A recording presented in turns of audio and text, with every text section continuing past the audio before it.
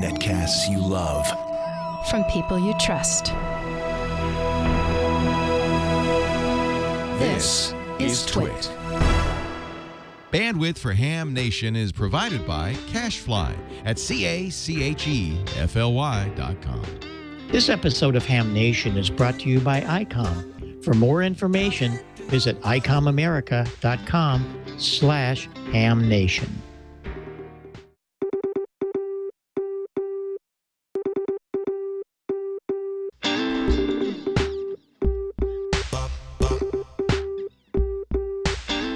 This is Ham Nation, episode number 97, May 8th, 2013. Preparing for the trip to Dayton. Good evening, everybody.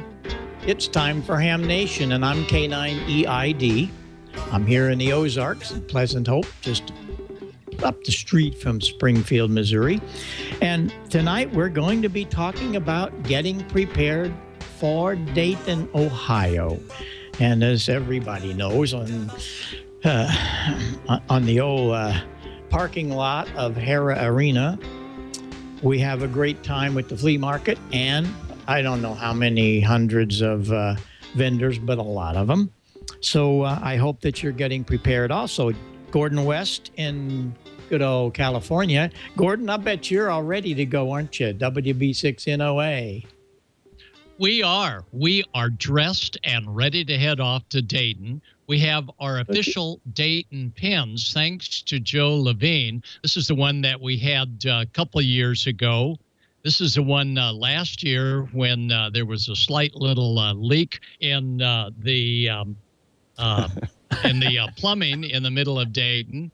And this is the one that is going to be the new button for this year, and we hope everybody stops by Joe Levine's aluminum stream trailer and picks up one of these buttons. So, Joe, thanks for sending them out to us.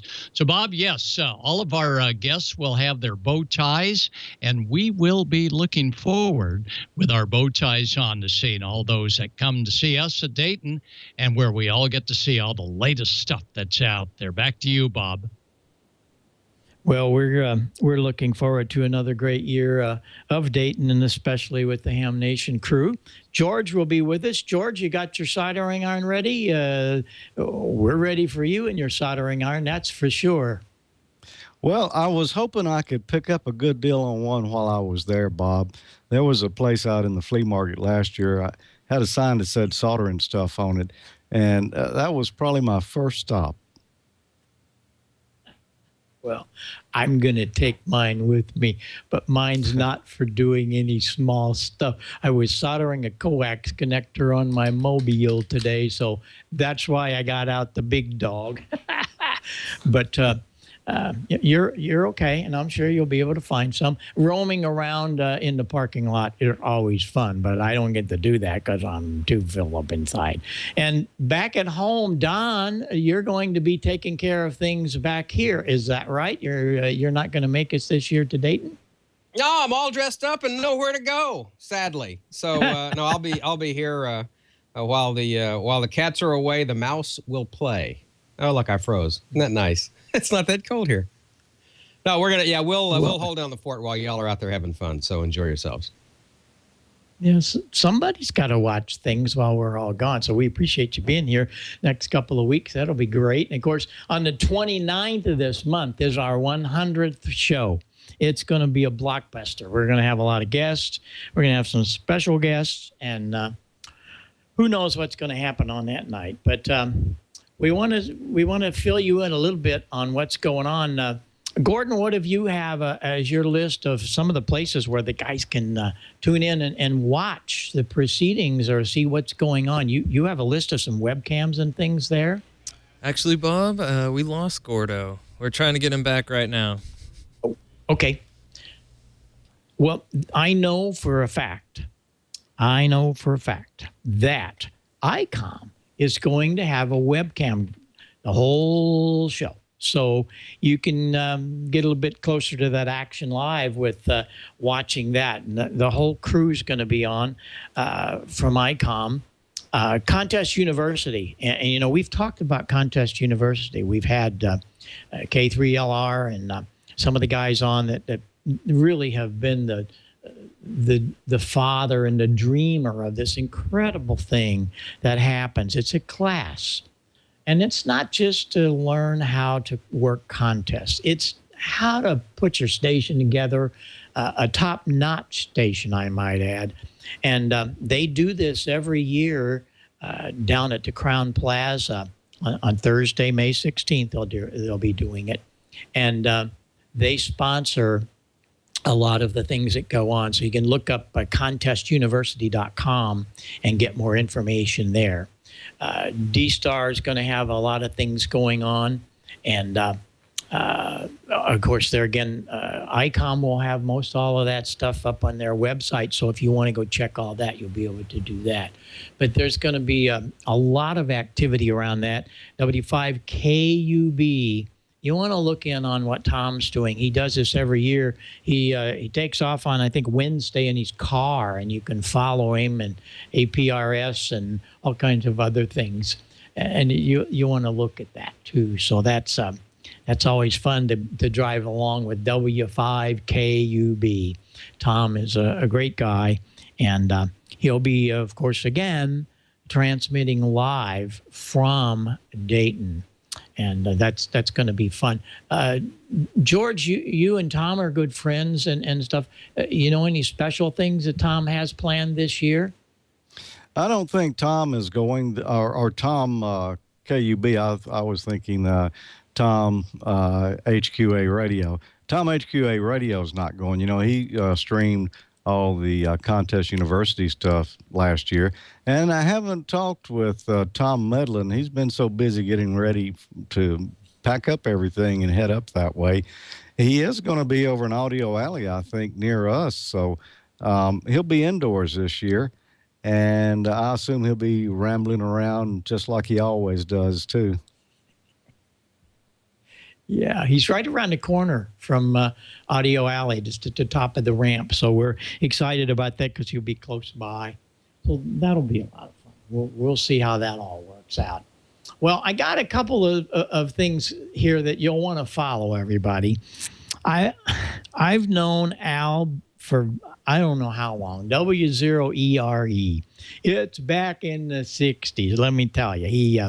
He's a great guy, and interestingly enough, he used to live in Illinois, but he also moved down to the Ozarks. And he is just an experimenter. He and his friend, we call him SAP, N0SAP. But the last few years, he does something extremely special. And I mean really special. He has a bunch of beacons. He's had these beacons on the air for a long time on 10 meters and 17 meters and stuff like that. But he has a 30-meter beacon, and he runs at Mobile with a 23-foot trailing wire. And it is just a hoot to watch him do this, but you can listen to his beacon, and you want to go look at his QRZ page, W0ERE. A lot of video there, and also of how you can contact him live on with his 706 on 40 meters usually. But let's take a look at a couple of the pictures. I sent some slides up, and Brian will start those out. There they are there, the two wild guys. They're just lovely people. There's Wow. They were helping me put up my tower this summer. There's a great picture of them in action. And next, you'll see their beacon. That's his portable beacon. This is a beacon that he can carry around and just put it up anywhere. It's 2.5 watts on 30 meters. But he gets this crazy idea that he should do it Mobile. But he does it with a trailing wire. And as he gets going down the road, they let out 23 foot of wire. And in the car, there it is up on the dash. And he's got all of his APRS and his repeaters. And underneath it, you can't see that, but is a 706. But I think usually Dave Sapp drives and Al operates the beacon and does all the check-ins. And it's really, really cool. And you'll want to take a listen to this because it's just wonderful, just wonderful stuff. Here's a little bit of video, audio from him. So that's just a piece of wire laying on the ground and he's dragging it? No.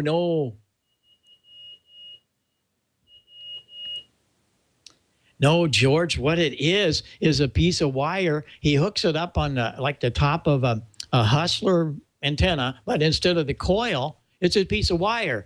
It floats about 4 or 5 foot off the ground as he's going down the road. So don't get up 20 foot behind him or you'll have a piece of wire on your hood. It's just great, but it works terrific. And the signal is just wonderful. And so you want to dial this into your memories. It's 10.12925.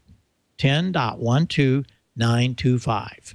And I think I was at the last slide. I think that was the last one. And I just love what he's doing. And there again, it's so experimental. And leave it to these two guys to pull off something like that. I'm really, really enthused about what they're doing. You hear that okay, George? Oh, yeah. It's not real loud, but I can hear it. Yeah.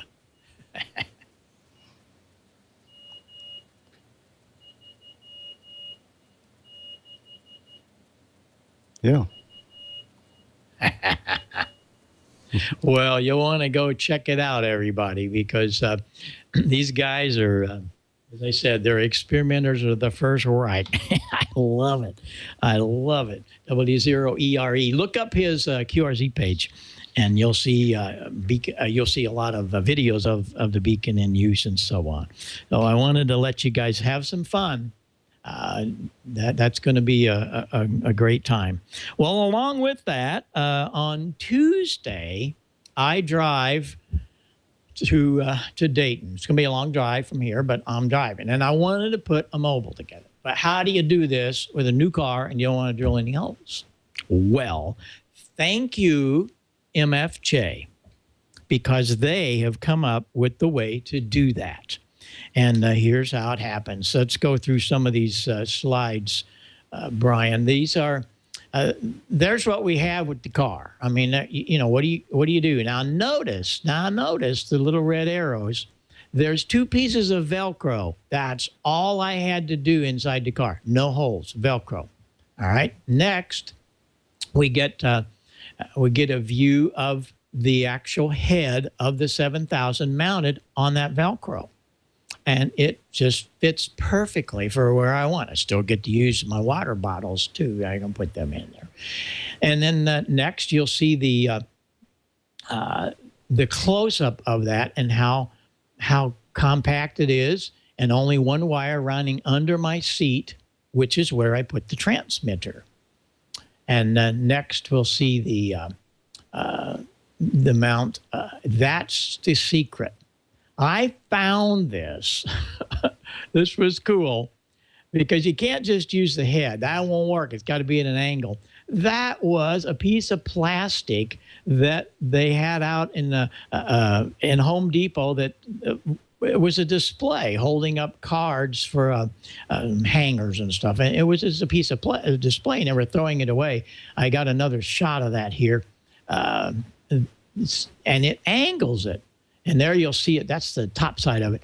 You've probably seen these before. The little slits in it that let them put their cardboard slots. Well, I took 3 of those sections and cut them down, and bingo, it worked great because it gave me the angle I needed. So that's how I mounted, and I mounted that with Velcro, and that attaches to the mount. Now, underneath the seat, this is looking at the back of the seat, is the transmitter. No problem there. That worked out real easy. No problem. I did put a piece of Velcro on it so it don't slip around, but it's not going anywhere. But then we come to the next big deal. And the next big deal is how do you mount the antenna? And you do that with this cool little mount that MFJ has. You take your license plate off and then this mounts on the place where the license plate did. The only problem I had was it's a little, it's made for a 2-meter antenna. So good old SAP, N0 SAP that you saw a little bit ago, he took that and put some 1/8-inch aluminum and backed it up real heavy.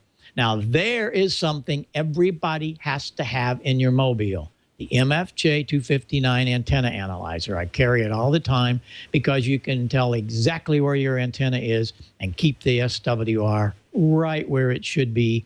And you don't have to go tuning your carriers and all that on the air. Do it before you get started on your trip. Put it where you're going to operate.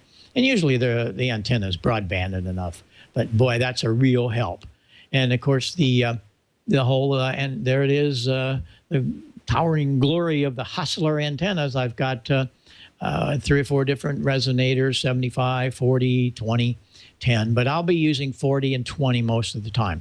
But what a very slick, cool way to let your car become mobile and not drill any holes.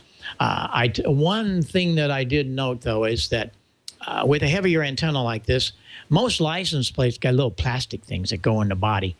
And I did take those out, and I found a screw to fit that. So the screws on the MFJ plate actually go into the metal, so it won't come off. It's just great. Check it out. It's really nice. And thanks to MFJ for that great idea, and thanks for N0 SAP for helping me reinforce it a little bit. I'm really happy. I've worked several guys on it. So, hey, Gordo, are you back yet?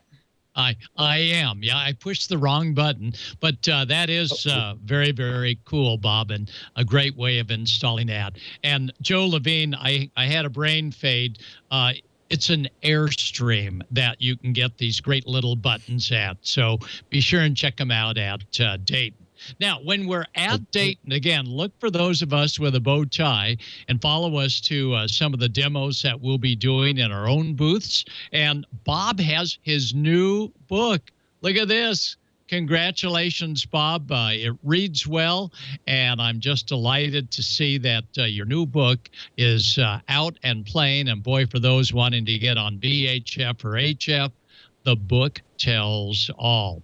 And at Dayton, we've got an invite from Alinco. They want to show us their new software-defined radio. ICOM, of course, has the new 7100 HF62440 D-Star multi-mode mobile or base rig with a small detachable head. And ICOM is also going to be showing off their brand new ID 51A dual bander with D-Star.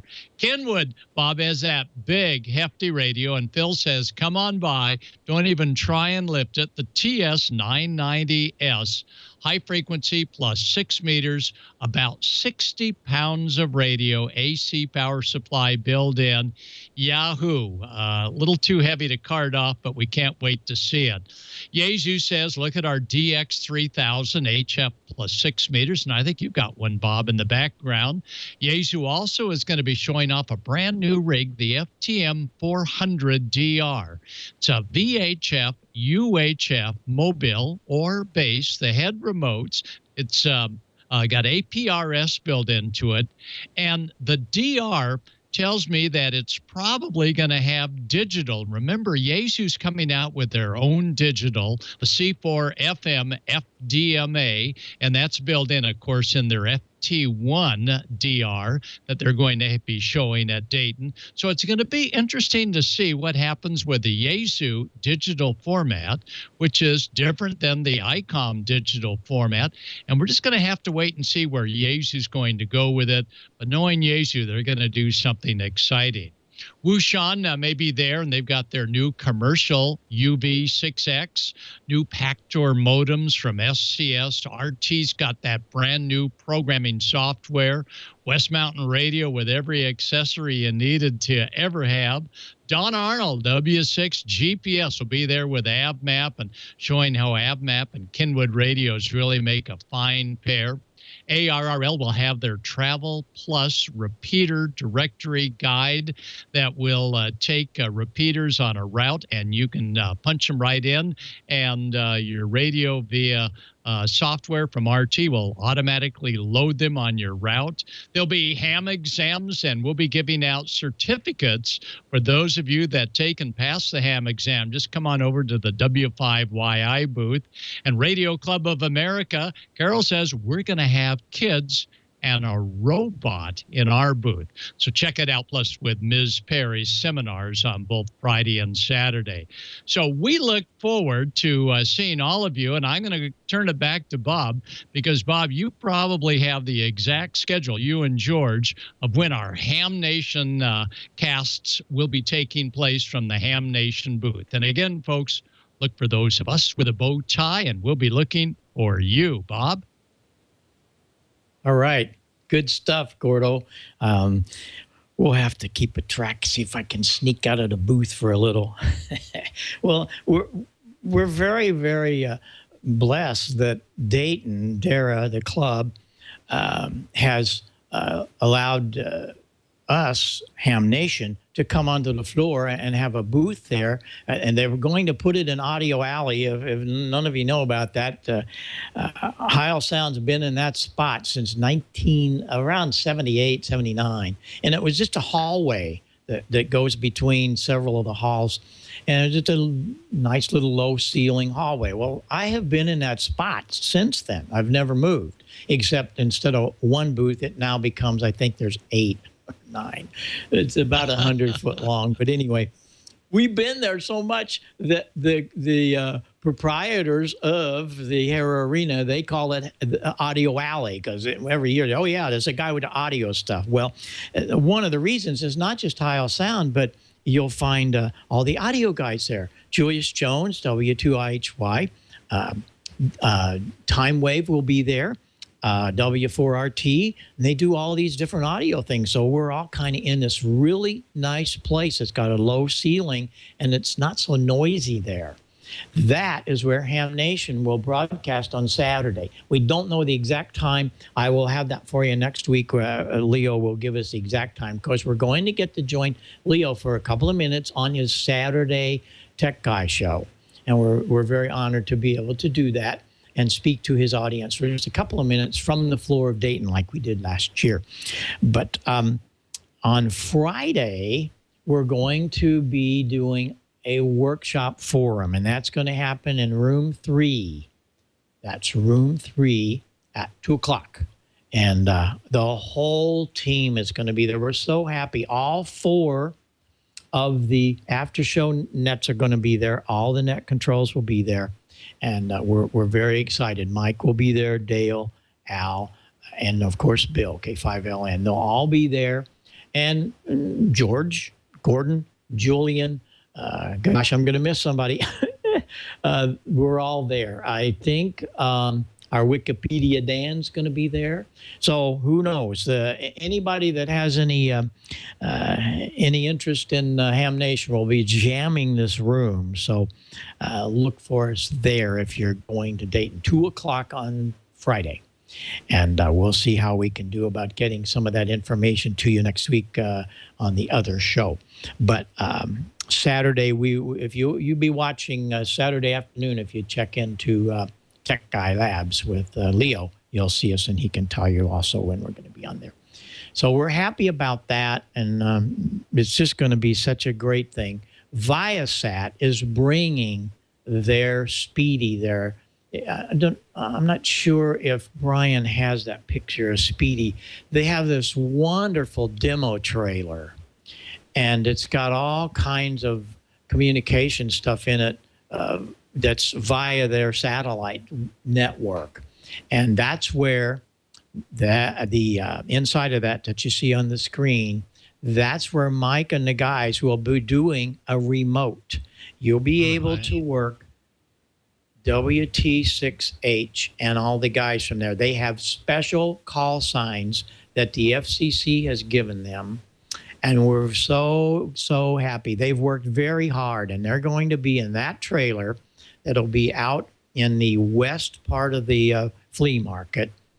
And all of the guys will be there, and we're very excited about that. There's going to be W6H, W1H, N0H and N5H. They have all these calls. They worked hard to get these special event calls. You'll know more about them for the 100th show, but that's coming up, of course, for that 29th show with all the special events. And there's going to be certificates for it and so on. But from Dayton, you'll look for WT6H. He's going to be from that trailer you just saw. He'll be operating. And boy, we're going to have a big time working him. I'll even go out in my car and see if we can make that happen. So be watching for all of that stuff, because we're as excited as you are. We're always excited to go to Dayton. What is it, Gordon? You've been going a whole number of years.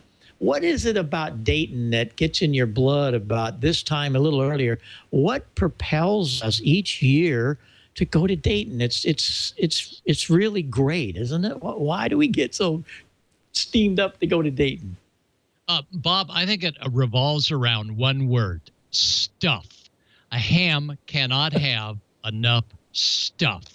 So we stuff ourselves with more stuff, and we drag it home and we stuff it into drawers, because one rainy day we're going to need that stuff to build a project. So at Dayton, you will find stuff.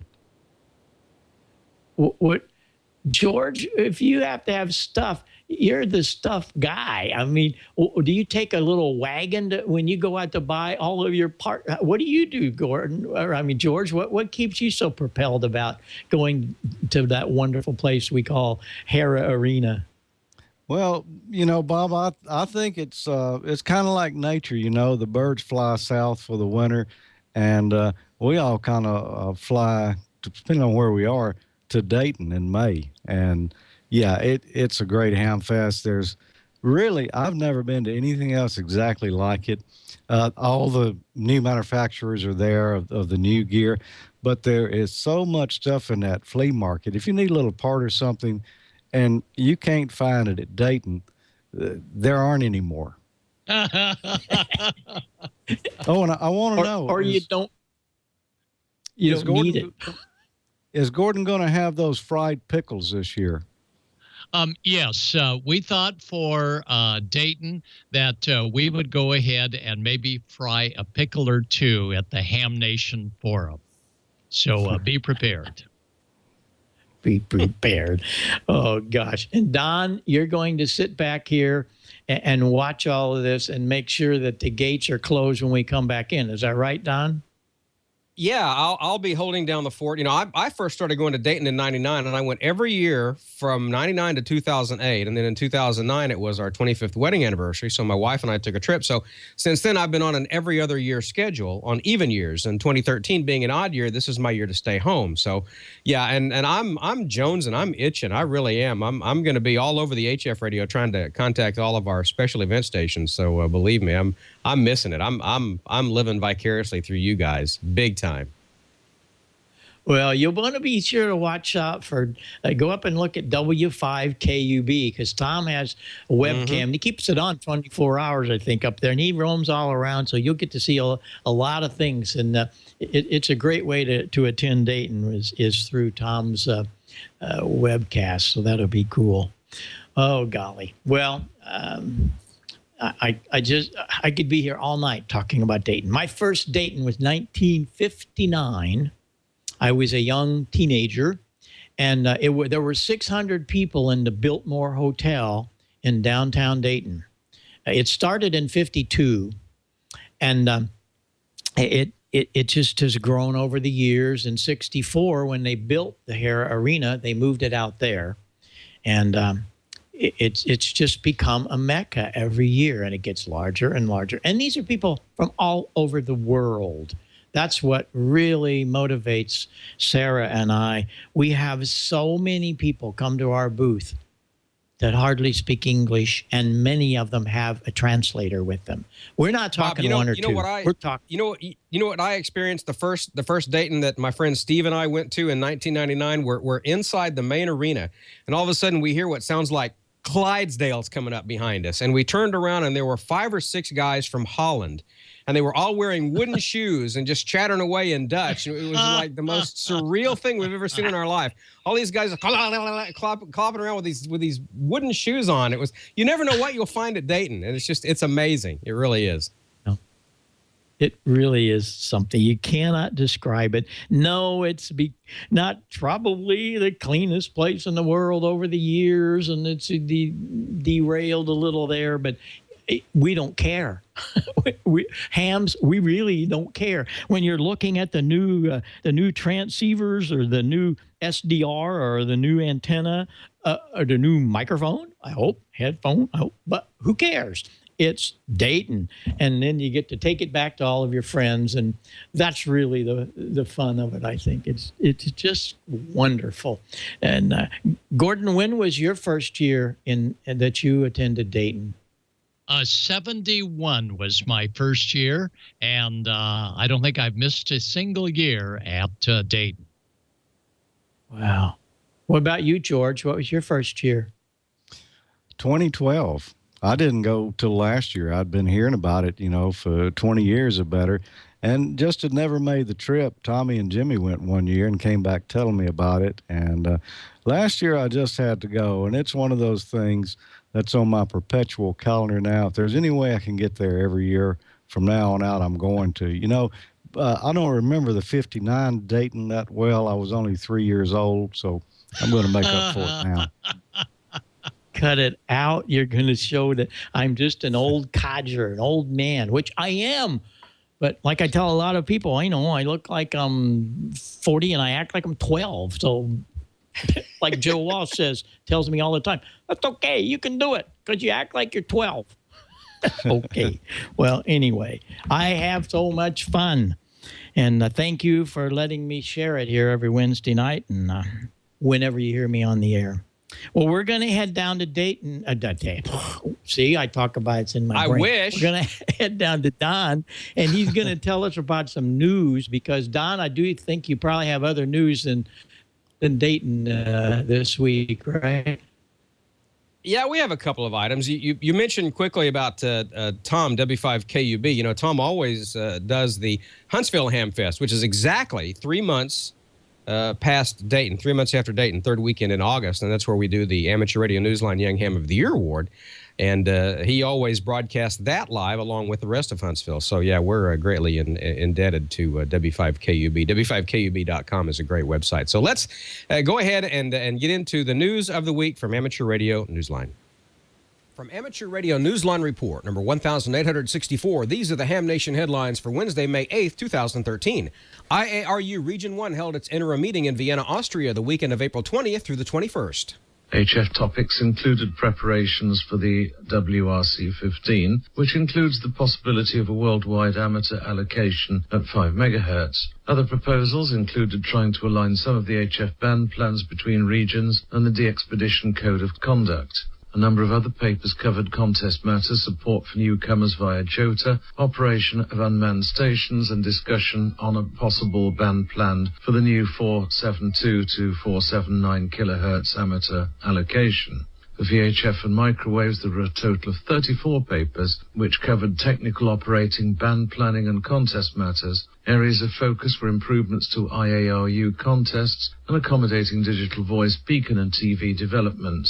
Band plans at 4 meters, 2 meters and 70 sems came under particular scrutiny. Pressure on spectrum, particularly 2.3 gigs, was also discussed. Several topics are expected to be further developed in time for the next Region 1 conference in the autumn of 2014. For the Amateur Radio Newsline, I'm Jeremy Boot, G4NJH, in Nottingham, in the United Kingdom. A well-known group of DXers say they're working on getting permission to operate from North Korea, which is the most wanted DXCC entity in the world. Amateur Radio Newsline, Cheryl Lassick, K9BIK.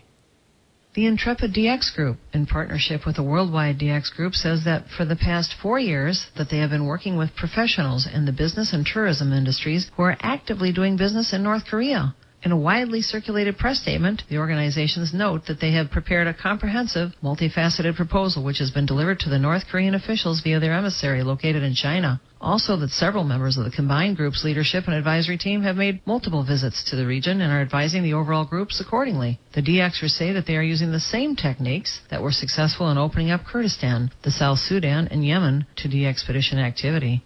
They add that they're leveraging their ideas and contacts towards the goal of a major de-expedition over a 4-week period from within the North Korea border. So far, no date for such an operation to take place has even been speculated. Aton Corporation has a new product that may well be of interest to hams involved in emergency response operations or those who live in regions where getting accurate emergency alerts are a necessity. Jim Davis, W2JKD. Called the Zone Guard. It's a portable battery-operated AM/FM radio that receives NOAA weather and specific area message encoding, or SAME, local emergency messages. The Zone Guard radio will also flash an internal 3-level high-visibility color alert light bar and emit warning sounds when local warning messages are activated. On top of that, it's also programmable, so multiple geographic areas can be programmed into it for emergency message reception. Best of all, the price for this little gem is under $40 on the street and available where most consumer electronics are sold. The Zone Guard radio also carries a Red Cross identification brand on it, and a portion of the sales profits go to that organization. And finally this week, the changing of the Guard and amateur radio continues with sad news of the passing of our longtime friend and colleague, Joseph J. Joe Schrader, Jr., W9JUV, Tuesday, April 30th. Bill Pasternak, WA6ITF. When he passed away at age 83, Joe Schrader, W9JUV, was perhaps best known as the founding editor of the weekly HR Report newsletter published in the 1970s by Ham Radio magazine. This was the first independent amateur radio news source other than the ARRL's W1AW broadcasts and its director's letters. In addition to HR Report, Joe was also a member of the Ham Radio magazine editorial staff from its inception and continued with it for many years. He also served as a reporter for this news service during our formative years as the Westlink Radio News. Joe was first licensed as W9JUV back in 1946. An accomplished DXer, he was active on all bands from 160 meters through 432 megahertz. His ham radio achievements included being on the DXCC honor roll since the 1970s, achieving 6-meter DXCC, worked all continents, and worked all states. W9JUV was a life member of the ARRL, AMSAT, and Quarter Century Wireless Association. Over the years, he held various positions with the ARRL, with AMSAT, and with the Old Timers Club. He was also a member of the PJ2T Contesting Group, the Northern Illinois DX Association, and the Radio Club of America. Joe Schrader, W9JUV, is survived by his wife of 55 years, Janet, N9LGI, his son Brad, daughter Elizabeth Anderla, and 2 grandchildren. Bill has a lot more on the life and legacy of W9JUV in this week's Amateur Radio Newsline report. And that's all from the Amateur Radio Newsline, your independent source for amateur radio news, brought to you each and every week for 35 years and counting at www.arnewsline.org.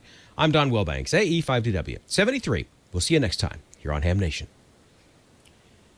There you go. There's your news of the week. You know, we're talking about Hamfest in Dayton. Here's a little something that I picked up at a Hamfest not too long ago, actually, about 4 or 5 years ago, I guess, and I kept it in a little drawer, and I forgot that it was in there. But look at this. This is just, and this is one of the things you'll probably only find at something like Dayton, but look at this little clock. That is an ICOM clock. Wow. I forget what radio that this was a premium. If you bought one of their high-dollar radios, you got one of these. And I think I paid $20 for it. I put a new battery in it today, and it works great. But neat little ICOM clock. So I'm going to set that here in my shack, and I'm going to drool over it. Speaking of drooling, Hamfest time, spring fever time. If you're looking for a new toy to take on the road, make sure that you bring a nice handheld with you. En route, on location, on the go, ICOM has got you covered. Let's talk about the ICT-70A. This is a dual-band FM handheld. It's a classic 2-meter, 70-centimeter handheld. Very easy to program, simple keypad. Look at this thing. It's gorgeous. It's a basic handheld, but it has some differences. Large backlit alphanumeric display. 2 versions are available. The ICT-70A HD version, which is the full package, has the radio, the BP265 1900 milliamp lithium-ion battery pack, and the rapid charger. Now, you can also get the T70A Sport, which is the same radio, but it has a AA alkaline case rather than the charger and the rechargeable battery pack. So if you do emergency stuff, or if you do a lot of public service stuff, having that AA alkaline case is a great feature, because if your battery dies, you can just go down to your local Rite Aid or wherever and grab you some AA's, keep some in your pocket, and you'll be ready for all-day operation. It's very tough. It's military tough, very compact, fits comfortably in your hand. You can see it right there. It's a perfect size. 700 milliwatts of loud and clear audio, very important, again, in an emergency or a public service use. You can operate and charge simultaneously with an external DC power supply. Fast scanning features, has all the decoding, your PL tones, your digital PL, everything else. Check out this radio. It's a great radio, perfect Hamfest radio, perfect anytime radio, really. Make sure you visit icomamerica.com/hamnation.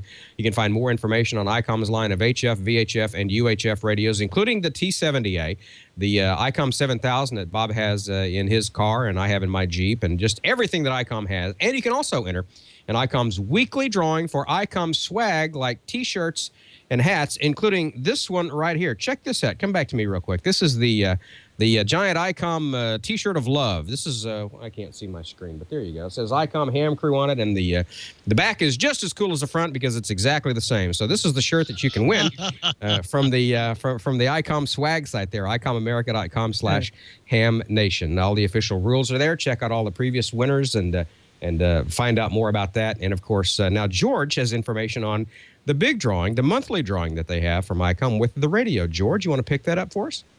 Yeah, Don, let me just comment on that T-shirt. That's a great invention for hams because you cannot put it on backwards. That's exactly right. That's right. It may feel funny, but it looks just as good. Exactly.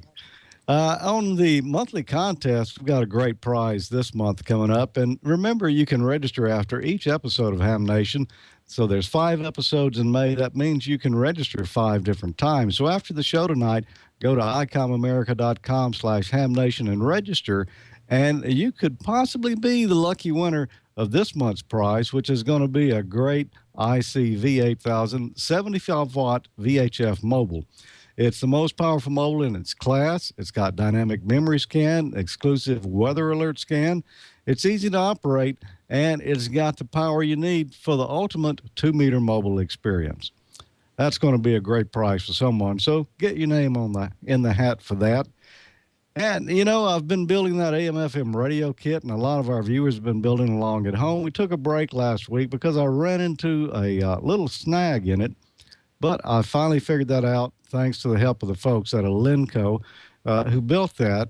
And they sent me some resistance measurements, and when I began taking those, I found out immediately what was wrong. So let's take a look and see. This week on Smoke and Solder, it's back to building our AM/FM radio kit. This week we're going to build the first AM/IF amplifier, but wait a minute, didn't we build the second AM/IF amplifier last week? Well, that's correct, but we're building the radio backwards. We're starting at the audio amplifier and working our way back up to the front end. So our first part this week will be R34, and that is a 1 meg ohm resistor. And we're also going to install test point 6. Now we need to be careful that this test point does not touch the can of the coil. And we've got Q8, which is a 2N3904 transistor, same as one we used last week. It's polarized, and you notice it's got a flat side here on it, so we match that with the flat side on our PC board. And we've got C35, which is a 0.02 microfarad. And only one more part this week, and that is C37, which is a 1K ohm resistor. And we've got one more part, and that is R37, a 1K ohm resistor. And now let's solder these in place. Last week I ran out of our lead-free solder, so this week I'm back to using my standard old Kester 6337 mix. It's not sticking to the board quite as fast as the lead-free solder.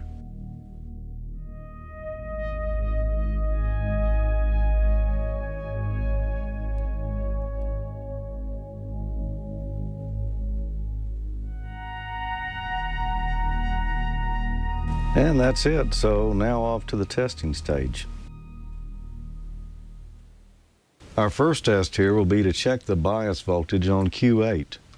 And to do that, we connect our meter up to ground, which is test point 15 as always. And we're going to measure the voltage at test point 5. Now I've got my meter set to the 2-volt scale here. And we've got 1.486 volts. Our expected reading is approximately 1.5 volts, so we're right where we should be. Now our next test here is to measure the current of Q8. We'll connect the ground lead of our meter to test point 15 as before, and we're going to connect the positive lead to the emitter of Q8. And we're measuring 0.86 volts. The expected reading is approximately 0.8 volts, so I'm going to say we're good on that. Now we're going to measure the AC gain of the first IF amplifier, and I was having a problem where I just didn't get enough signal at TP4. Nothing I tried would give me 4 volts peak to peak. I noticed when I connect my oscillator to the circuit that the level of the oscillator dropped substantially, so I knew something was wrong. And after talking back and forth with the folks at Alinco a few times, trying to determine what was wrong, they sent me some resistance measurements at different points. The first one I checked was from TP6 here up to the left side of R38. It should have been 1.7 ohms, and I had infinity, and that told me something was wrong. On closer investigation, I found out that I put TP6 here in the wrong hole. It actually should be in this hole above right here. So where it is right now, it's at ground, so no wonder it was dropping my oscillator signal. So I'll fix that and then we'll run our test. Now we've got our oscillator set to 455 kilohertz, and we're injecting through a 0.001 microfarad capacitor up here to test point 6. And we've got our oscilloscope connected here to test point 4, and of course ground for both of these are connected right here at test point 15. So what we need to do now is adjust our oscillator output to where we've got approximately 4 volts showing on our scope, and then peak it right here. And that looks like we're peaked right there. So now we need to measure the voltage at the base of Q8. We're on the 10 millivolt per division scale, so that's 10, 12, 14, I'm going to call that 16 millivolts. One thing I didn't show you earlier is that you need to put a jumper here from the right side of R38 on to test point 3 to disable the AGC on the unit. I tried it without that, measuring here at TP4. I could turn my oscillator anywhere I wanted, and the value was always exactly the same. That's because the AGC was doing its job, holding it at one particular level. Now, since we know the input and output voltages of this circuit, we can calculate the gain of the first IF amplifier, and that'll be the output voltage, which is 4 divided by the input voltage, which is 0.016 volts, and that gives us a gain of 250, approximately the same gain that we had on the second IF stage. Now let's take a look at how the circuit works. The operation of the first IF amplifier is the same as the second IF amplifier, with one important difference. The gain of the first IF amplifier decreases as the AGC threshold is passed to keep the audio output constant at the detector and prevent overloading. This is accomplished by making the voltage on the base of transistor Q8 lower as the signal strength increases. Since the voltage from the base to emitter is fairly constant, the drop-in voltage at the base produces a similar drop-in voltage at the emitter. This drop lowers the voltage across R37 and reduces the DC current through R37. And since all the DC current from the emitter of Q8 must go through R37, the DC current of Q8 itself is therefore lowered. When the DC current in the transistor lowers, its effective emitter resistance increases, and the AC gain of transistor Q8 is equal to the AC collector load of Q8 divided by its effective emitter resistance. So raising the value of the effective emitter resistance lowers the AC gain of Q8. Now, next time, we're going to continue building our AM radio with the AM mixer, AM oscillator, and the AM antenna. So this will be the final part of the AM section. If you'd like to build along, you can get the kit from parts-express.com. It's part number 320-084. And we found out a pesky problem. It was the nut behind the soldering iron. But I got it put back in the right place, and we're back on schedule with it now. You know, for last week's weekly contest, I asked the question, what happens when the impedance of an electrical load is equal to the internal impedance of the power source?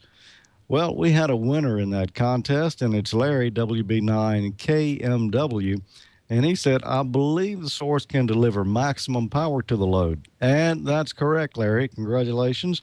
You win a copy of Morse Code Breaking the Barrier by Dave Finley in one IRZ, courtesy of MFJ Enterprises. It'll teach you how to get your Morse code speed up. For next week, we've got a different question here. How many people attended Dayton Hamvention in 2013?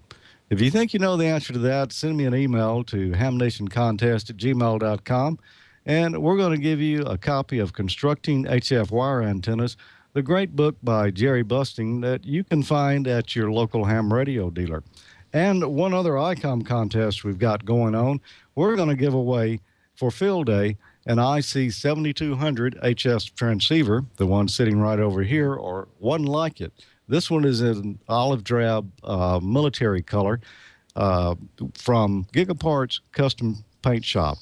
The one we'll be giving away will either be that, or it'll be the Vietnam era camouflage, or the new Digital Desert camouflage. And the winner gets to choose which one they'd like to have. But not only that, Gigaparts is also going to throw in a Radio Waves DX80 antenna and some master and guy rope. And MFJ is throwing in a few prizes too. They're going to throw in this MFJ 4230 MV power supply, this really small little power supply here that'll do 30 amps. And also they're going to throw in some coax cable, and they're going to throw in their big ear portable antenna, which is a really nice antenna setup. I should have it sitting here so you can see it, but it's two 18-foot telescopic whips with a little coil that's adjustable on one leg of it, and it'll do 40 meters and up. No tuner needed because you can easily tune the antenna. And we've also got a Hall Sound Pro Set 3 that's going to go with this. So if you need a field day station, well, drop by amateurlogic.tv/contest and get all the details you need to register for that. It's just going to be a random drawing, so your chance is as good as anyone else. And Bob, what have we got up next tonight? Hey, Verse is going to have to see if I make it. I pushed the red button to see what happens when Gordo did that. But I'm back on my iPad. I want to see if this works okay, because I'm going to use this from Dayton. I might even try using this mobile a little bit. So, hey, Gordo, you hearing and seeing me okay? Oh, yeah. You look great, Bob. In fact, you look super. Never push the red button. Well, that's what I keep telling myself. No, I want to do a check on this to see how this works, and I think we're going to be okay. So we'll keep you guys posted of where I'm going to show up here and there and see what happens. But I know one thing: I'll be on 40 meters on 7258 on Midcars. That'll be a good place to find me. Just come in and ask if I'm there. Midcars is a great place. So check it all out, and we'll go from there. So I'm glad this is working. I'm sure it's not working as good as what the other was, but I just want to see if it's going to be passable. So George, I think we're going to go up to hear what's going on from Cheryl. But why don't you take over, George, and then I'll get set. I don't know if I'll be able to come back on the other, so take over here and you kind of end things up, George. Okay. We'll, Sounds good, Bob. Well, we'll look for you if you get back in here.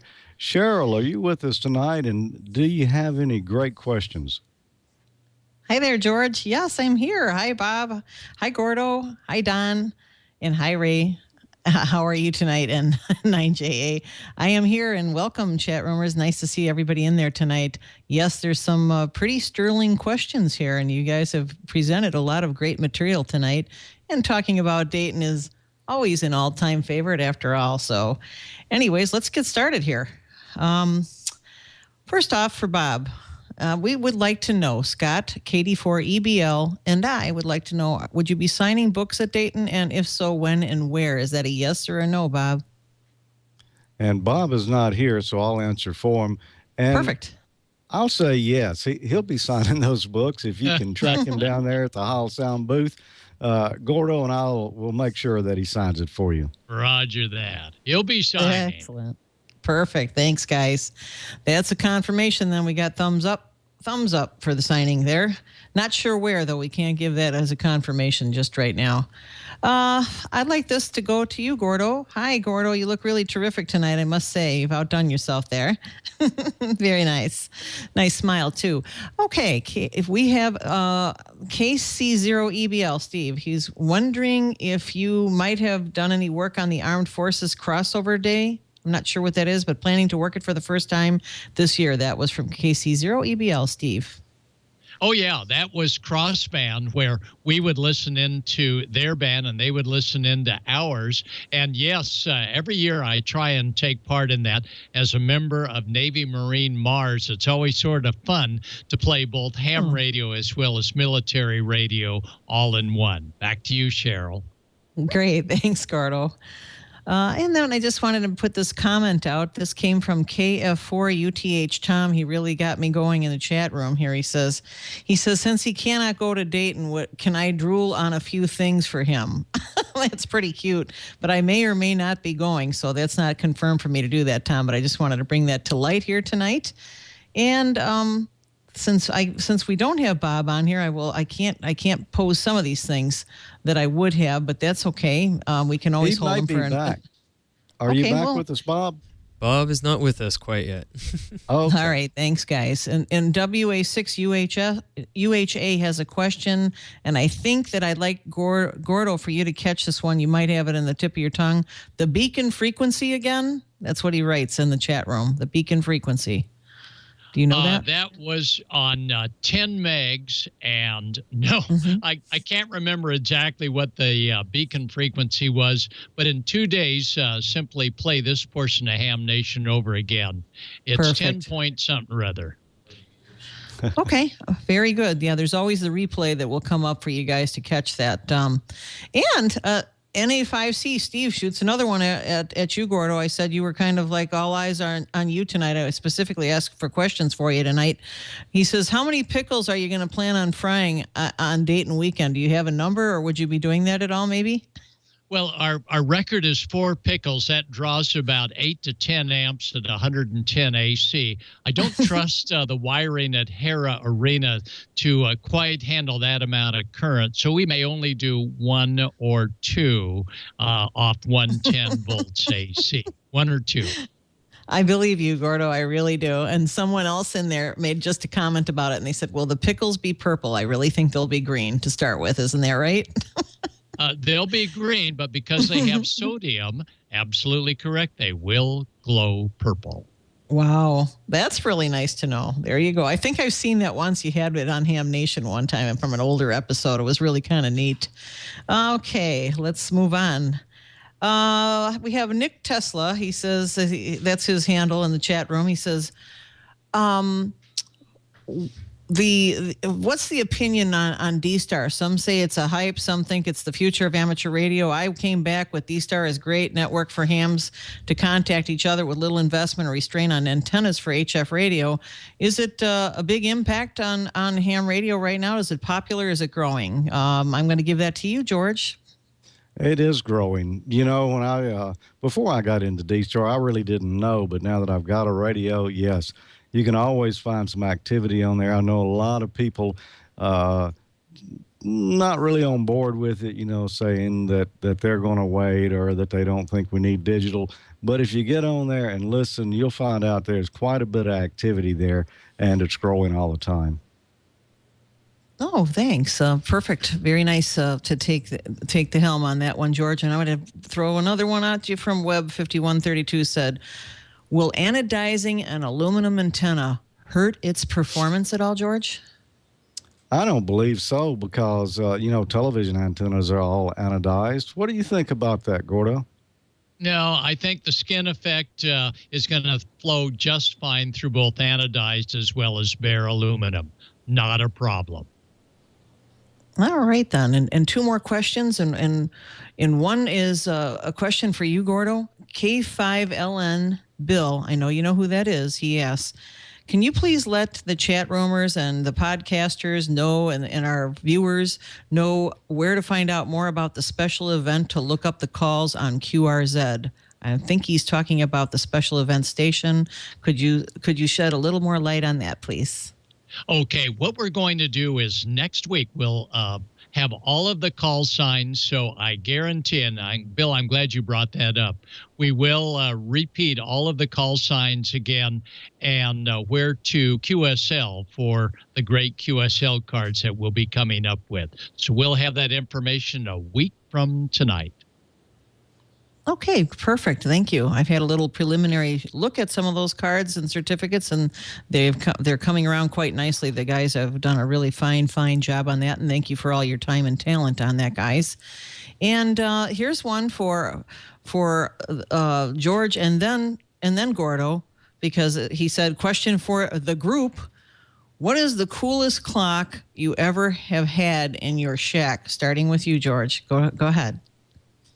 Well, you can't see it, but it's right up here above me. It's an MFJ analog clock that's got 24 hours on it, and it's got all the different continents on it from around the world so that you can easily tell what time it is where. Unfortunately, the battery's dead in it right now, so I can't tell you what time it is, Cheryl. Well, next time we'll have to have the batteries in it. Maybe you'll put it up on the backdrop after you've talked about it. Maybe we could follow up with maybe put it back there by the tools perhaps next time. That sounds like a really interesting piece. And Gordo, how about you? Oh, it's got to be the Kenwood clock. They don't make it anymore. Wow. Found this one just the other day. But the Kenwood clock is the coolest ham radio clock with multi-time zones. No, it doesn't have a WWV receiver built in, but it's cool. Yeah, there you go. That's probably it. To counter Kenwood, it's the ICOM analog or the Kenwood digital. And I'm sure Yaesu has a clock as well. Wow, that's really neat. Well, I get questions on my little black clock behind me sometimes, and people say, where'd you get that little black clock? And it just says what country it's from. There's no model, maker, or otherwise. And also those little glowing balls when I talk that blink on, or I can have them blinking, came originally from Gordo, and I don't think they're anywhere else that you could really order those either. So there's none of those, but I love all your clocks, guys. They really look neat. And maybe if you have them plugged in so everybody can actually see them sometime on, that would even be better. So let's try that for maybe next week if we could. But I think that's pretty much gonna wrap it up for now. And thank you everybody for coming and letting us join you in your homes and offices and cars and everything else. We really enjoy having you, and you have a great night. We really appreciate your joining us, and you have a great time. And we'll see you next time, same Twitch channel. Next week. So have a great night, 73. Come and see me on 3850. I guess the frequency is better on 3850. I've been typing 3847 all night, but that'll be the after show QSO, 73 K9BIK. Okay, thanks, Cheryl. We'll look forward to seeing you again next week. You know, Bob and Gordo are going to be gone, so it's just you, me, and Don, and we're going to have a heck of a time, but don't let them know that yet. All right, we won't sweat that. Yeah. Gordo. Hey, George, yes, Bob. George, I got a note from Don on this, so you've been busted. Uh-oh. Well, I'll let you take the helm back, Bob. Okay. I'm done experimenting. Hams are supposed to do that, right? Well, that's what I was doing. So that's cool. I'll try taking my iPad and maybe we'll stream sometime. We'll keep you guys posted. As I said, I'll be on mid-cars. If you just listen around on 7258, mid-cars is a great place. It's a place you go meet people and then move off to another frequency. Or just call in there and give you a call and say you're looking for that clown that's running around from Ham Nation. Now, give me a call on mid-cars, and if I'm listening, well, we'll call in. Away we go. So that's it for now. Oh, by the way, while I was changing my stuff back to the big rig here, the beacon frequency is 1010.12925. 10.12925. So there you go. Thanks. So, Excellent. Gordo, everything going to be closed up in Costa Mesa. You're going to go find the 40-meter guys, I'd imagine, huh? Trying to. Yep, we've got them tuned in now. There, but it seems like you're right over the top of them. Anyways. All right. Yeah, We'll be listening here. I'll also try the 20-meter 14-268, see what happens there. And we'll definitely give it a shot there on good old 75 meters. We'll be around after a while there. So thanks, everybody, for watching and putting up with all this craziness. But it's Dayton, so everybody gets real silly around Dayton time because we're so anxious to get there. And I hope to see you there. Please come by and say hello at the Ham Nation booth. And we have a lot of the viewers, and we appreciate you guys so much. Going to give your valuable time to us to man that booth. So that's really wonderful. And so I'll look forward to meeting some of you. And George will be there. Gordon will be there on and off. We'll be in and out of the booth. But thanks to you, we'll have somebody there. And we got things to give out, little cards and stuff for some of the guys. But come see us. Otherwise, it's next week. You'll be hosted by George and Don, Cheryl, Amanda. Who knows what's going to be here next week. So you'll probably have a lot of fun while we're driving and flying. So take care, y'all. Thanks very much for tuning in. And thanks very much to the crew at the studio back in Petaluma. Thanks so much. And, of course, Leo Laporte, you're a real gem to give us this bandwidth. So we'll see you next week right here on Ham Nation. Pass the word. Put Ham Nation into Google. It's not hard to find. Put Ham Nation into Google. Be sure and watch some of the replays because we get more counts if you do that. So we're going to go fire up some of this stuff behind us, and we'll see you on the air. Thanks very much, everybody. 7-3. This is K9 EID.